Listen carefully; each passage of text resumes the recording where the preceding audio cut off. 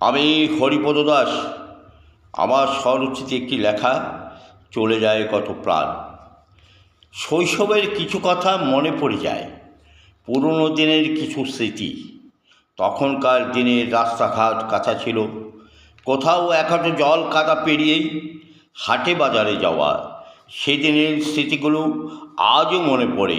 আজ ধূপগুড়ি কত পরিবর্তন।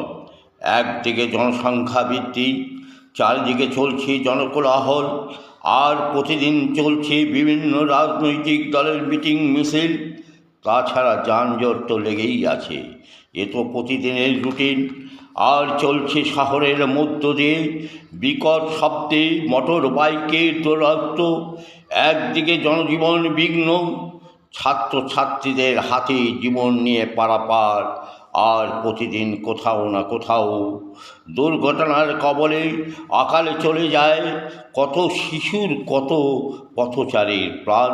নমস্কার।